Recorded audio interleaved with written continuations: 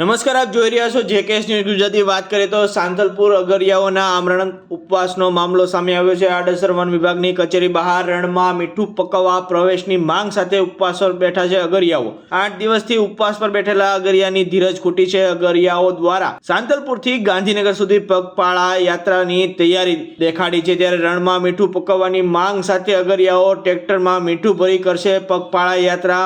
મંજૂરી મળશે તો અગરિયાઓ કરશે ન્યાય માટે પગપાળા યાત્રા।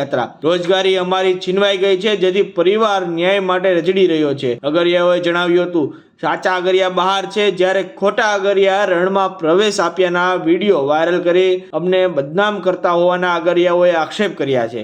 જેકેએસ ન્યૂઝ સાથે મનુ ઠક્કર, સાંતલપુર। નામ છે, કયા ગામના છો તમે? મારું નામ આમીન રાજુસરા। શું સમસ્યા છે?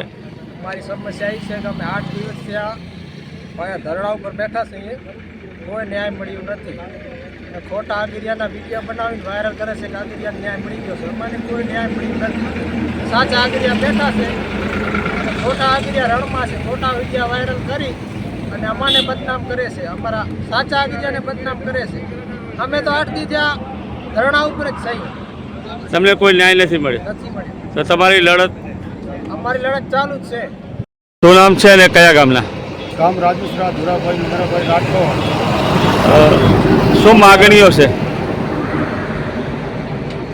શું તમે અનશન ઉપવાસ ઉપર બેઠા ને આજે પદયાત્રા સાંતલપુરથી ગાંધીનગર 220 કિલોમીટરની કાઢી રહ્યા છો, શું બાબતે?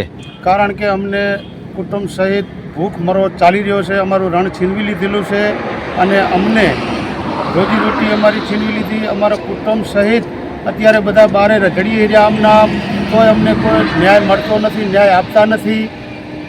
તો તમે શું કરવાના છો? તો અમે કૂચ જાત્રા કાઢી અને સરકાર કને ન્યાય માંગીએ કે અમને 10 એકર જમીન ફાળવી આપે અને અમારા કુટુંબોને રોજગાર મળી રહે।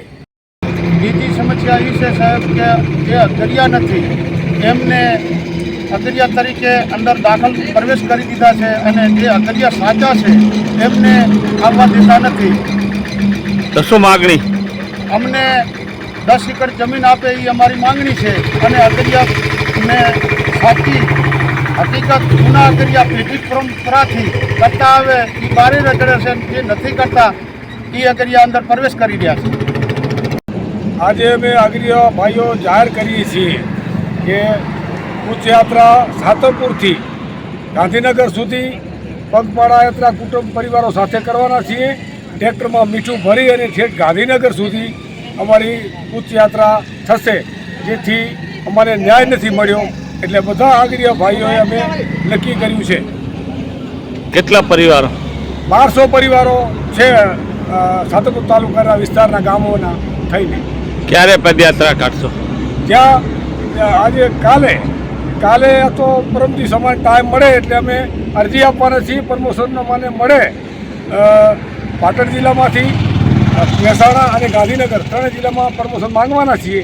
પ્રમોશન મળશે એટલે અમે એ બીજા દિવસેથી અમે કૂચ યાત્રા કરવાના શરૂ કરી દઈશું। કેટલા દિવસથી તમે ધરણા કરતા હતા અને ન્યાય ના મળ્યો? 21 તારીખ 2024ના રોજ ડીએફઓ સાહેબની ઓફિસે ધાંગધ્રા અમે આવેદનપત્ર આપ્યું, ત્યાંથી કરીને આજ દિવસ સુધી 8 દિવસ લગભગ થયા મારા ખ્યાલથી, તો હજી સુધી અમને ન્યાય નથી મળ્યો। આજે 28 તારીખ થાય છે। શું નામ તમારું? મારું નામ રાજા સુલતાન ઉસ્માન, ગામ રાજુસરા।